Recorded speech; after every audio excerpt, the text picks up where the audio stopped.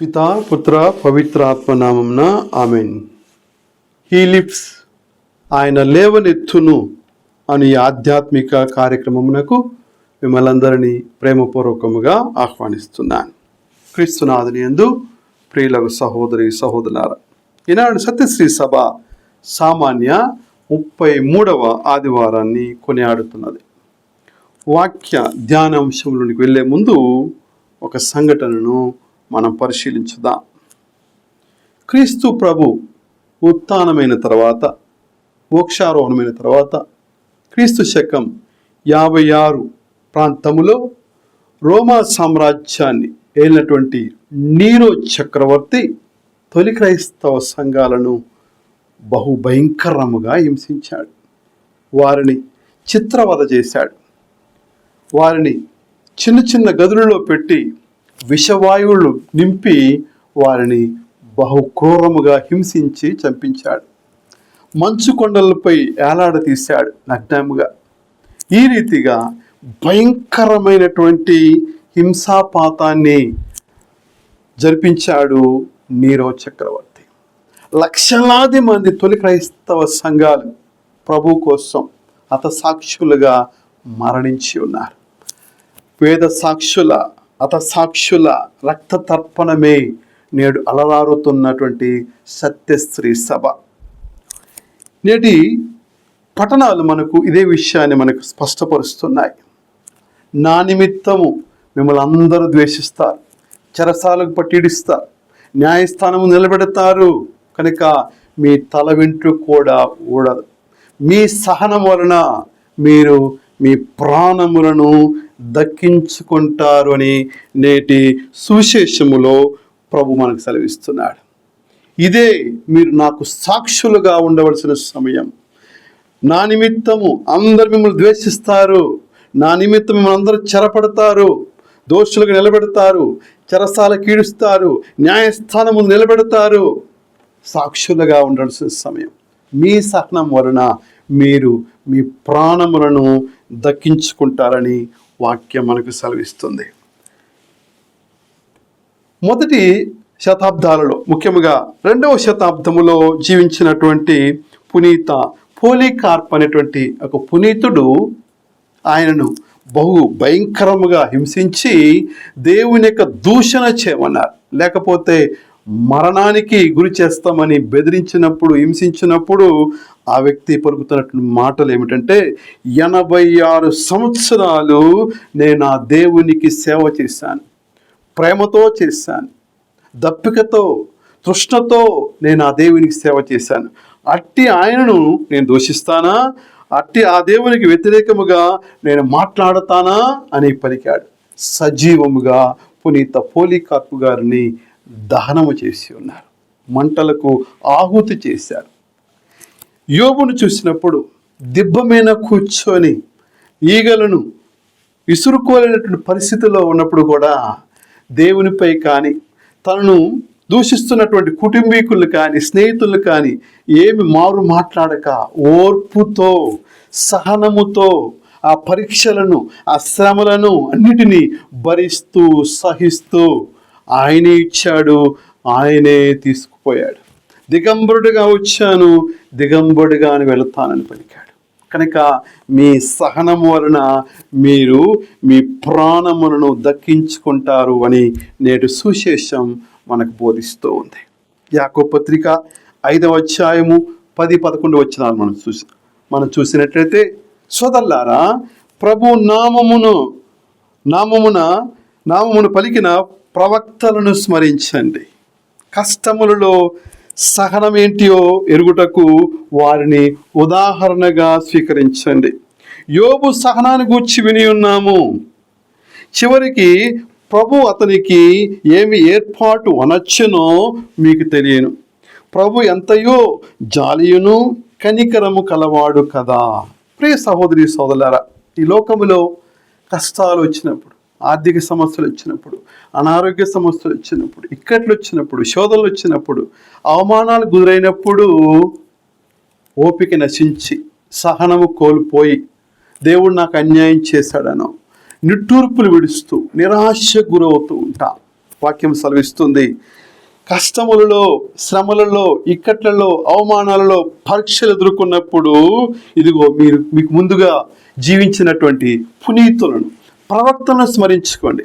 వారే విధంగా సహించారు, వారే విధంగా భరించారు, వారే విధంగా అధిగమించారు, వారే విధంగా జయించారో వారిని ఉదాహరణగా తీసుకోండి. ప్రవక్తలను మాతృగా తీసుకోండి, పునీతులను మాదిరిగా తీసుకోండి. వారే విధంగా అధిగమించి జయించారు, ముందుకు వెళ్ళారు, సహిస్తూ భరిస్తూ ముందుకు వెళ్ళారు.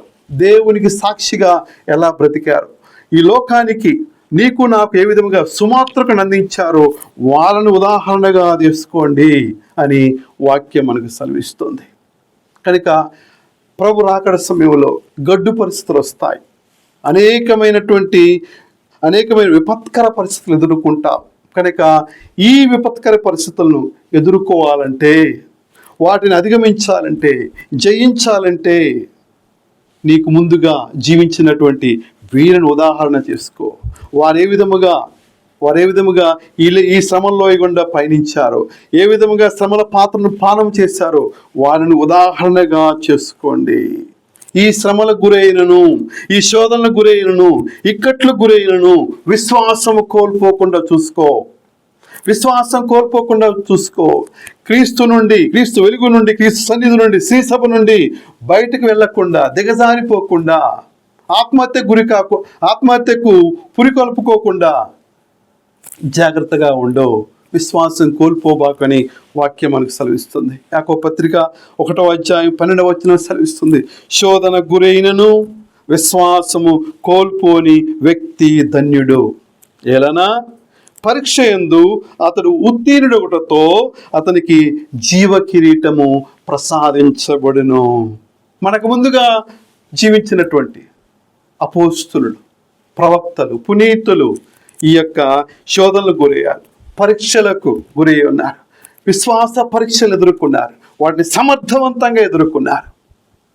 ప్రభు ప్రసాదించు శక్తి చేత, బలము చేత, జ్ఞానము చేత, నడిపింపు చేత ఆ పరీక్షలు ఎదుర్కొన్నారు, విజయవంతముగా ఎదుర్కొన్నారు. ఆ పరీక్షలలో వారు చూపినటువంటి సహనము నీకు నాకు సుమాత్రిక. ప్రియ సహోదరి సహోదరులారా, పౌలు శిలాసులు చెరసాలలో ఆనందిస్తూ శ్రమలు ఏ విధముగా సహించాలో, భరించాలో, జయించాలో మనకు నేర్పిస్తూ ఉన్నారు. కనుక నా నామము నిమిత్తము అని వాక్యం సెలవిస్తుంది. ప్రియ సహోదరి సహోదరులారా, ఈ లోకములో మనము కష్టాలకు గురైనప్పుడు, శ్రమలకు గురైనప్పుడు, బాధలకు గురైనప్పుడు నాకు వచ్చిన కష్టం పగోడు కూడా రాకూడదు అంటారు. నేను అన్యాయంగా బాధలు పడుతున్నాను, అన్యాయంగా శిక్షకు గురవుతున్నాను అని వాపోవటం జరుగుతుంది. ప్రియ సహోదరి సహోదరులారా, నువ్వు పడుతున్నటువంటి శ్రమలు కానీ, ఇక్కట్లు కానీ, కష్టాలు కానీ, నిందలు కానీ, అవమానాలు కానీ అవి ప్రభు నిమిత్తమా, లేక నీ యొక్క దుష్కార్యాల నిమిత్తమా, నీ చీకటి కార్యాల నిమిత్తమా, నీ అక్రమముల నిమిత్తము వచ్చినటువంటి శ్రమల? వీటి ద్వారా వచ్చాయి. ప్రభు నిమిత్తము కాకపోతే, ప్రభు సందేశ నిమిత్తం కాకపోతే, ప్రభు రాజ్య నిమిత్తం కాకపోతే, చాలాసార్లు ఇతరులను నవ్వులాటతో అంటుంటారు, వీడికి తిని తరగలేదు అందుకే లేనిపోని కష్టాలు తెచ్చుకున్నారంటారు. వీడికి నోరు కుదరలేదు అందుకే లేనిపోని కష్టాలు తెచ్చుకున్నారంటారు. వీడు ఎక్కడికి పోతే అక్కడ నిప్పు పెట్టి వస్తాడు కనుక వీడు స్థిమితమైనటువంటి వ్యక్తి కాదు, మనస్సు మంచిది కాదు, హృదయం మంచిది కాదు, 2 రకాల వ్యక్తిత్వం, 2 రకాల స్వభావం, విస్వభావం కలిగిన వ్యక్తి. అందుకే లేనిపోని కష్టాలు తెచ్చుకున్నాడు. ఆ కష్టాలు చూసి దేవుడు నాకు ఇన్ని కష్టాలు ఇచ్చాడే, నాకు ఇన్ని బాధలు ఇచ్చాడే అని చెప్పేసి మళ్ళీ వాపోతున్నాడు అని మాట్లాడుకోవటం చూస్తాం. ప్రియ సహోదరుడా, నీ అజ్ఞానం వలనో, నీ అవివేకం వలనో, నీ చీకటి కార్యాల నిమిత్తమో, నీ యొక్క మానసిక శారీరక ఆనందాల కోసమో, నీ దుర్బుద్ధి నిమిత్తమో, నీ స్వార్థ నిమిత్తమో, నీ స్వలాభం నిమిత్తం వచ్చేటువంటి కష్టాలను దేవుడు నాకు కష్టాలు ఇచ్చాడని వాపోవాక. అది అజ్ఞాని, మూర్ఖుడి నుంచి వచ్చేటువంటి మాటలు. వాక్యం సెలవిస్తుంది, నా నామం నిమిత్తం, నా సందేశం నిమిత్తము మిమ్మల్ని అందరూ ద్వేషిస్తారు. నా నామం నిమిత్తం, నా రాజ్య నిమిత్తం, నా సాక్షిగా జీవించే నిమిత్తము మీరు కష్టాల పాలైతే, నిందల పాలైతే, ఇక్కట్ల పాలైతే మీరు ధన్యులు, మీరు ధన్యులు. మీకు ముందు వెలిసిన ప్రవక్తలను సైతము ప్రజలట్లే హింసించరి, పరలోకములు మీకు గొప్ప బహుమానం కలదు, కావున ఆనందించండి, మహానందించండి అని వాక్యము సెలవిస్తుంది. నా నిమిత్తం, నా సందేశము నిమిత్తము భరిస్తే, సహిస్తే, జయిస్తే, సుమాతురుగా ఉంటే దానికి ధన్యత. ప్రియ సహోదరుడా, పేతురు రాసిన మొదటి లేఖ 2వ అధ్యాయము 19వ వచనం మనం చూసినట్లయితే, ఎవడైనను అన్యాయముగా శ్రమ పొందుచు దేవుని ఎడల నిష్కపట మనస్సాక్షి కలిగి దాని ఓర్పుతో సహించిన ఎడల దేవుని అంగీకారమును పొందును. ఏలైనా తప్పునర్చి దానికి ప్రతిఫలముగా శిక్షను ఓర్పుతో భరించినచో దాని యందు గొప్పతనమేమున్నది? కానీ మంచినే చేసి దానికై బాధను అనుభవింపవలసి వచ్చినప్పుడు దాన్ని ఓర్పుతో భరించినచో దేవుడు దానికి మిమ్ము ఆశీర్వదించును. తప్పు చేసి బలహీనతలకు గురై, నిరాశకు గురై, నిస్సృహకు గురై, స్వార్థముతో, స్వలాభముతో, నివసరము కోసము, కుయుక్తులతో, జిత్తులతో నీవు కష్టాలు తెచ్చుకొని తప్పులు చేసి దాని ప్రతిఫలంగా శిక్షణ పొంది దాన్ని భరిస్తే అందులో గొప్పతనమైంది. తప్పు చేయకే అన్యాయంగా నీపై నేరం మోపబడితే, అన్యాయంగా నీపై నిందన మోపబడితే, మరి ముఖ్యముగా ప్రభు కోసం, ప్రభు నీతి నిమిత్తము, ప్రభు సందేశము నిమిత్తము, ప్రభు యొక్క వెలుగు నిమిత్తము నీవు అన్యాయంగా నిందల మోపబడితే, నేరం మోపబడితే దాని ఫలితముగా నీవు శిక్షను అనుభవింపవలసి వస్తే దాని గురించి మీరు ఆనందించండి, దాని గురించి మీరు సంతోషించండి. పరలోకములో మీకు గొప్ప బహుమానం కలదు. కనుక చివరి వరకు సహించిన వాడే, నిలిచిన వాడే రక్షింపబడతాడు. వాడు మాత్రమే జీవ కిరీటాన్ని పొందుకుంటాడు. కనుక విశ్వాసం కోల్పోవద్దు, సహనము కోల్పోవద్దు అని వాక్యం మనకు సెలవిస్తుంది. ప్రియ సహోదరి సహోదరులారా, సహనము నిరీక్షణను కలిగింపచేస్తుంది. సహనము నిరీక్షణకు దారి చేస్తుంది. ఈ సహనము నిరీక్షణ కలిగింపజేసినప్పుడు ఆ నిరీక్షణ పట్టుదలతో మరింతగా కృషి చేయటానికి, మంచి చేయటానికి, మంచి ఫలితాలను సాధించటానికి, క్రీస్తుకు ప్రసాదించే అనుగ్రహం కోసము, ఆ కృప వరప్రసాదముల కోసము ముందుకు వెళుతుంది. ఆ నిరీక్షణను సంపూర్ణమనర్చడానికి ముందుకు తీసుకెళ్తుంది. కనుక నిరీక్షణ నిరాశను కలిగింపదు. నిరీక్షణ నిరాశను కలిగింపదు. ఈ నిరాశను కలిగింపలేదని చెప్పటానికి మనకు ముందుగా జీవించినటువంటి అనేక మంది పునీతులు ఉన్నారు, అనేక మంది ప్రవక్తలు ఉన్నారు. నిరీక్షణకు ఆధారమే లేనప్పుడు అబ్రహాము విశ్వసించి నిరీక్షించెను. నిరాశ గురికాలే, నిస్సృహ గురికాలే, వాగ్దానం కనపడతా ఉంది. ఆకాశ నక్షత్రములు ఇసుక లేని వాళ్ళు దీవిస్తానని పలుకుతున్నాడు. ఎప్పుడు జరుగుతుందో అని నిరాశకు, నిస్సృహ గురికాలే. కనుక నిరాశను కలిగింపదు అన్నటువంటి సత్యం మనకు అబ్రహాము జీవితంలో చూస్తే మనకు స్పష్టముగా అవగతమవుతుంది. ప్రియ సహోదరి సోదరులారా, కనుక ఈ నిరాశను ఈ సత్కార్యములు చేయటంలో, మంచి చేయటంలో ముందుకు వెళ్ళగలిగితే, కృషి చేయగలిగితే, ఇంకెందుకులే ఎంత కృషి చేసినా ఏమీ రావట్లేదు కదా, ఇన్ని సంవత్సరాల, ఇన్ని రోజుల నా వల్ల కాదు అని కృషి చేయటములో, మంచి చేయటంలో, ప్రయత్నం చేయటములో విఫలమవుతున్నావా? ఒకసారి జ్ఞాపకం చేసుకో. ఈ విశ్వాస జీవితములో, ఈ కృషి చేయటములో, ఈ నమ్మకమైన జీవితములో, వెలుగు జీవితములో, ముందుకు వెళ్ళటములో, ప్రయత్నించటంలో, సిలువనెత్తుకోవటంలో, భరించుటలో, సహించుటలో కృషి అనర్పక కూలిపోతున్నావా? ఒకసారి జ్ఞాపకం చేసుకో. పేతురు రాసిన మొదటి లేఖ 1వ అధ్యాయం 13వ వచనములో పేతురు గారు సెలవిస్తున్నాడు. కనుక కృషి యొనర్చ సిద్ధపడండి, మెలకువతో ఉండండి, క్రీస్తు దర్శనముతో లభించు అనుగ్రహముపై మీ నిరీక్షణను సంపూర్ణముగా నిలుపుకొనండి అని పునీత పేతురు గారు సెలవిస్తున్నాడు. ఈ కృషి అనర్ప నువ్వు సిద్ధమైనప్పుడు, దీనిని నీవు పోగొట్టుకొనకుండా ముందుకెళ్తున్నప్పుడు, ఈ కృషి అనేటువంటిది ఒక రోజుకో లేకపోతే ఒక కాలానికో ఒక సీజన్కో పరిమితం కాకుండా ప్రభు రాకడ వరకు, ప్రభు దర్శనం వరకు, ప్రభు ఆగమనం వరకు ఈ కృషి చేసేటటువంటి జీవితం నీవు కలిగి ఉంటే, నీలో ఉంటే, విశ్వాసిగా ఉంటే, భక్తుడు కృషి చేయడు.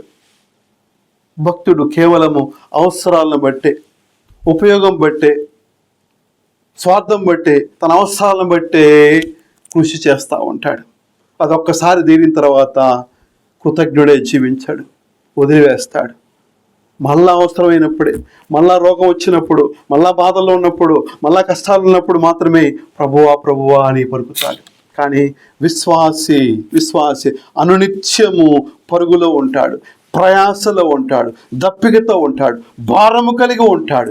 ఎల్లప్పుడూ క్రీస్తేసిచ్చు దర్శనము కొరకు, అనుగ్రహము కోసము ఎల్లప్పుడూ నిరీక్షణను కోల్పోకుండా, నిరాశ గురి కాకుండా కృషి అనొచ్చటానికి సిద్ధపడతాడు విశ్వాసి. సహనముతో ముందుకు సాగుతాడు. బలహీనతల వైపు చూడడు. నా బలహీనతలన్నీ నా సిలువను మోస్తూ నిన్ను పోలి నేను నడచెదన్, వెనుకున్నవి మరచి ముందున్న వాటికై సహనముతో పరిగెత్తెదన్. బలహీనతల వైపు చూడు, శ్రమల వైపు చూడు, ఇక్కట్ల వైపు చూడు. ముందున్న బహుమానం కొరకు అవమానం లక్ష్య పెట్టక, నిందలను లక్ష్య పెట్టక, లేకపోతే ఈ లోకము కాకుల్లా గద్దల్లా పొడిచేటటువంటి ఆ యొక్క ఇబ్బందికర పరిస్థితులను చూడక, గమనించక, వాటిపై ఏమాత్రము మనసు పెట్టక, ముందున్న బహుమానం కొరకు కృషి అనొచ్చటానికి సిద్ధపడతాడు. సహనముతో ముందుకు పోతాడు విశ్వాసి. కనుక దర్శన గ్రంథము 3వ అధ్యాయము 11వ వచనం మనకు సెలవిస్తుంది. నా ఆగమనం సమీపిస్తూ ఉన్నది, ఉన్నదానిని పదిలపరుచుకోను, మీ విజయ సూచకమగు బహుమానమును ఎవరును అపహరింపకుండా చూచుకొనండి. యేసు ప్రభు తన శిలువ శ్రమల విజయాత్ర ముగించే సమయములో చుట్టూ ఉన్నటువంటి అనేక మూకలు ఆయన యొక్క విజయాన్ని తస్కరించడానికి ప్రయత్నాలు చేశాయి. ఎడమవైపున ఉన్న దొంగ, నువ్వు దేవుని కుమారుడు అయితే నిన్ను రక్షించుకో అని పరిహాసం చేశాడు. కింద ఉన్నటువంటి అనేకమంది మూకలు దేవాలయాన్ని 3 రోజుల్లో పడగొడుతున్నటువంటి వాడా, నిన్ను రక్షించుకో, శిలువ నుండి దిగిరా అని చెప్పేసి పరిహాసము చేశారు. కనుక నీ విజయ సూచకమగు ముందున్న బహుమానాన్ని, దాన్ని ఎవడు తస్కరించకుండా, అపహరించకుండా చూచుకొనండి. నిరీక్షణను పోగొట్టుకోకండి. నిరాశను కలిగింపదు. కనుక సహనము కోల్పోకండి. ముందున్న బహుమానము కొరకు, లక్ష్య సిద్ధి కొరకు, ఆశయ సిద్ధి కొరకు కృషి అనర్ప సిద్ధముగా ఉండండి అని వాక్యము సెలవిస్తూ ఉంది. ఈ కృషి చేయటములో సత్కార్యములు చేయటలో, మంచి చేయటలో, ఈ సత్కార్యములు, ఈ మంచి చేయటలో, ఈ విశ్వాస ప్రయాణములో విసుగువద్దు. అయ్యో కొద్దిసేపు విరామం తీసుకుందాంలే అని ఒక సీజన్కి పరిమితం చేయబాక.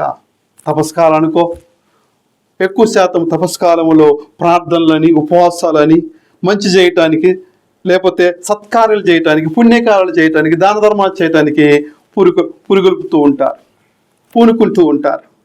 మిగతా సమయంలో ఆ కృషి కానీ, ఆ మంచి కానీ, లేకపోతే మంచి పనులు చేయటానికి కానీ ఆ కృషి మనకు సన్నగిలినట్టుగా కనపడుతుంది. కనుక సత్కార్యాలు చేయటలో, మంచి చేయటలో, ప్రేమించుటలో, మన్నించుటలో, దాతృత్వం చూపటలో, కృషి చేయటములో, పరుగులో, ప్రయాసలో, పందె బహుమానములో విసుగు వద్దు, విరామము వద్దు. గలతీ పత్రిక 6వ అధ్యాయము 9వ వచనంలో పౌలు గారు ఇదే సత్యాన్ని మనం నేర్పిస్తున్నారు. మనము సత్కార్యములు చేయుట యందు విసుగు చెందరాదు. ఏలైనా మనము అటుల చేయుట యందు నిరాశ చెందకున్నచో మన కృషికి ఫలవంతమగు సమయం వచ్చును. పౌలు గారు తాను చేసినటువంటి కృషికి, తన పరుగుకు, తన ప్రయాసకు ఆయన పలికిన మాట ఏమిటి? ఇదిగో నేను మంచి పోరాటమును పోరాడితిని, ఇప్పుడు నా కొరకు పందె బహుమానము వేచి ఉన్నది అని విశ్వాసముతో, ధైర్యముతో పలికాడు. కనుక కృషి అనొచ్చా, సిద్ధముగా ఉండండి. సత్కార్యములు చేయటలో, మంచి చేయటలో, మేలు చేయటలో మీరు సిద్ధముగా ఉండండి. నిరాశ వద్దు, నిస్పృహ వద్దు, నిరాశను కలిగింపకుండా చూచుకొనండి అని పరిశుద్ధ గ్రంథం మనకు సెలవిస్తుంది. కనుక ఈనాడు శ్రమ తీసుకోవటానికి సిద్ధముగా లేదు, శ్రమలకు సిద్ధంగా లేదు, పరీక్షలకు సిద్ధంగా లేదు. శోధనలు ఎదుర్కొన్నప్పుడు దాన్ని ఎదుర్కోవటానికి, భరించడానికి, జయించడానికి సర్వాంగ కవచము ధరించడానికి నేటి లోకం సిద్ధముగా లేదు. నేడు అన్నీ కూడా ఇన్స్టాంట్ కాఫీ లాగా, ఇన్స్టాంట్ జ్యూస్ లాగా, రిమోట్తో నిమిషముల్లో, సెకండ్లో ఏ విధముగా జ్యూసు, టీ ఏ విధంగా వస్తుందో దేవుని కార్యాలు కూడా, అద్భుత కార్యాలు, ఆశ్చర్యకాలు, దైవానుగ్రహాలు కూడా ఇన్స్టాంట్గా జరిగిపోవాలి, చిటికలు అయిపోవాలి, అటు అనుకుంటే అయిపోవాలి అన్న రీతిగా ఉన్నాయి. శ్రమకు సిద్ధంగా లేరు, పరీక్షకు సిద్ధంగా లేరు, శ్రమల పాత్రను పానం చేయడానికి సిద్ధంగా లేరు. ప్రభు కొరకు నిలబడటానికి, సత్కార్యాలు చేయటానికి, మంచిని చేయటానికి, ప్రభు నిమిత్తము హింసలు, నిందలు, అవమానాలు పొందుకోవటానికి, ప్రభు సాక్షిగా నిలబడటానికి, ప్రభుని ఈ లోకానికి అందించడానికి, సుమాత్రగా జీవించడానికి, అందు నిమిత్తం వచ్చే కష్టాలను, శ్రమలు భరించడానికి నేటి లోకం సిద్ధముగా లేదు. భక్తులుగా ఉన్నారు, పండ క్రైస్తవులుగా ఉన్నారు, అవసరం కోసమే క్రీస్తును ప్రభువా ప్రభు అని పలికేటట్టుగా ఉన్నారు. కానీ నిజ విశ్వాసులుగా ఈనాడు క్రైస్తవ లోకాన్ని చూడలేకపోతున్నా. ప్రభు కొరకు నిలిచేవారు, చివరి వరకు నిలిచేటటువంటి జీవితాలు మనకు కనపట్లేదు. గురుత్వ జీవితమైన, కన్యాశ్రీ జీవితమైన, కుటుంబ జీవితమైన, వివాహ జీవితమైన మొదటిలో మంచి అడుగులు వేస్తూ ఉంటారు, చాలా పవిత్రముగా మొదలు పెడతారు, చాలా దప్పికతో ఉంటారు, వాళ్ళ ఆశతో ఉంటారు, పరుగుతో, ప్రయాసతో ఉంటారు. కాలక్రమేణా జీవిత పోరాటములు, విశ్వాస పోరాటములు, శిలువ పోరాటములు, పరలోక పోరాటములు,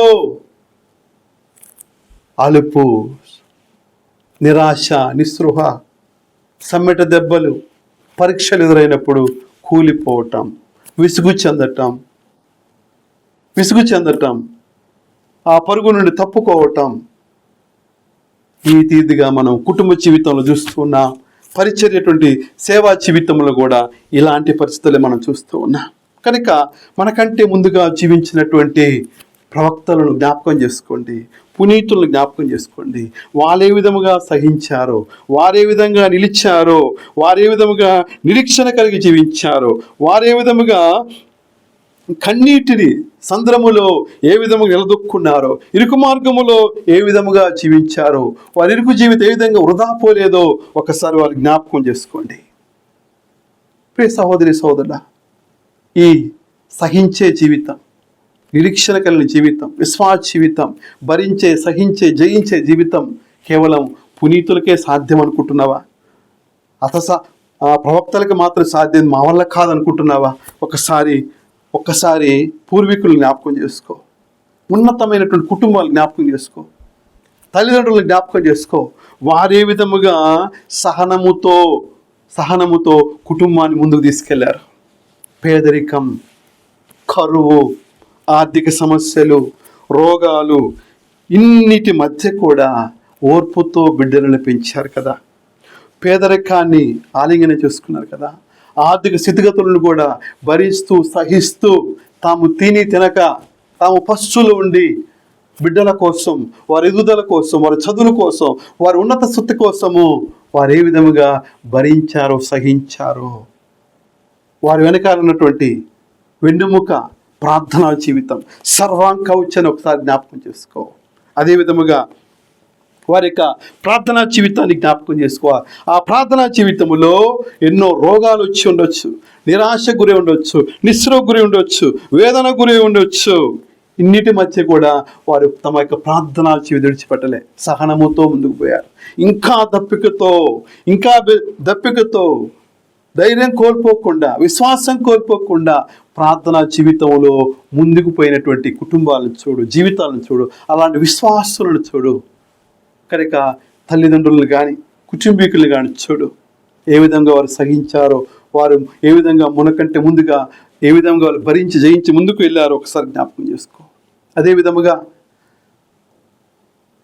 ఇబ్బందుల పాలు చేస్తున్న సమయంలో, నిందల పాలు చేస్తున్న సమయంలో, అవమానాల గురి చేస్తున్న సమయంలో వారు ప్రేమిస్తూ మన్నిస్తూ సహనముతో మన్నించుకుంటూ పోయి ఉన్నారు.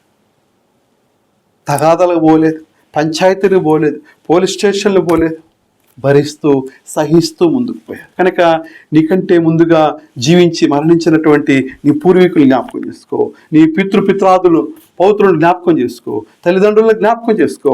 వారే విధముగా ప్రార్థనా జీవితములో సహించారో, వారే విధముగా మన్నించారో, వారే విధముగా బాధ్యతాయుతమైనటువంటి జీవితములో ఏ విధముగా సహిస్తూ ముందుకు వెళ్ళారో ఒకసారి జ్ఞాపకం చేసుకో.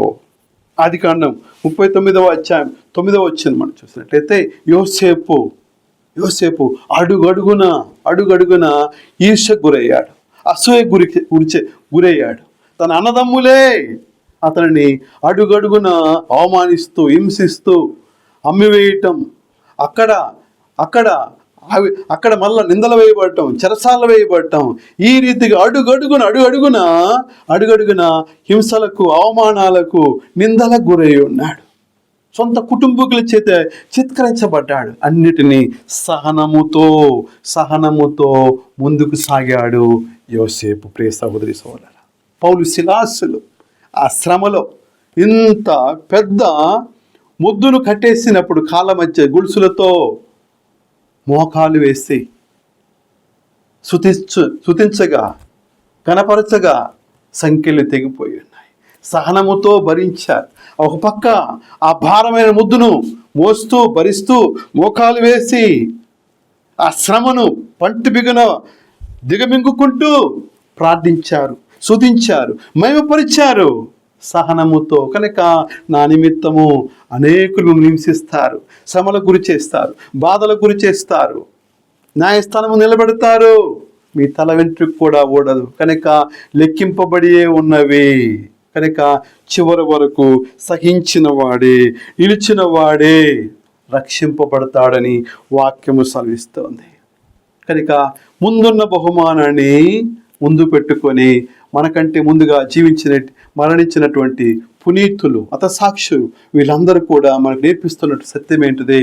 మనం ఇప్పుడు పడుచున్న కష్టాలు ప్రభు కొరకు, ప్రభు మహిమ కొరకు, ప్రభు రాజ్యం కొరకు, ప్రభు యొక్క సందేశ నిమిత్తము మనం ఇప్పుడు పడుచున్న కష్టాలు రానున్న మహిమతో, రానున్న పరలోక ఉన్నత జీవితముతో ఎంత మాత్రము పోల్చదగినవి కావు. రోమపత్రిక 8వ అధ్యాయం 18వ వచనం సెలవిస్తుంది, మీరు ఇప్పుడు పడుచున్న కష్టాలు రానున్న మహిమతో ఎంత మాత్రమును పోల్చదగినవి కావు. కనుక ముందున్న బహుమానాన్ని ముందు పెట్టుకున్నట్టయితే కనుక రానున్న బహుమానాన్ని, ఉన్నతమైన జీవితాన్ని ముందు పెట్టుకొని సాగగలిగితే సహనముతో ముందుకు సాగగలుగుతావు, భరించగలుగుతావు, జయించగలుగుతావు. ప్రియ సహోదరి సహోదరుడా, కనుక నీ క్రైస్తవ జీవితం ఎలా ఉంది? నీ విశ్వాస జీవితం ఎలా ఉంది? శ్రమలకు గురైనప్పుడు, శోధనలకు గురైనప్పుడు, పరీక్షలకు గురైనప్పుడు ఏ తీరుగా వాటిని భరిస్తున్నావు? వాటిని జయిస్తున్నావు? విడిచిపెట్టేవాడిగా ఉన్నావా? కూలిపోయేవాడిగా ఉన్నావా? పారిపోయేవాడిగా ఉన్నావా? లేక ముందుకు సాగేవాడిగా ఉన్నావా? ఒకసారి ఆత్మ పరిశీలన చేసుకుందాం. ప్రార్థించుదాము. మా ప్రియ పరలోక తండ్రి, నీ కుమారుడైన క్రీస్తు ద్వారా నీవు మాకు చూపించిన సహనమును మేము నేర్చుకున్నట్లు మాకు మీ కృపను దయచేయండి. నీ కుమారుడు క్రీస్తు శిలువపై బాధలను ఓర్పుతో భరించి ప్రేమతో క్షమించి విజయం సాధించిన లాగున ప్రభు మా జీవితములో శ్రమలు, పరీక్షలు వచ్చినప్పుడు మేము తడబడకుండా నీ సాన్నిధ్యము నిలిచినట్లు మాకు శక్తిని ప్రసాదించండి.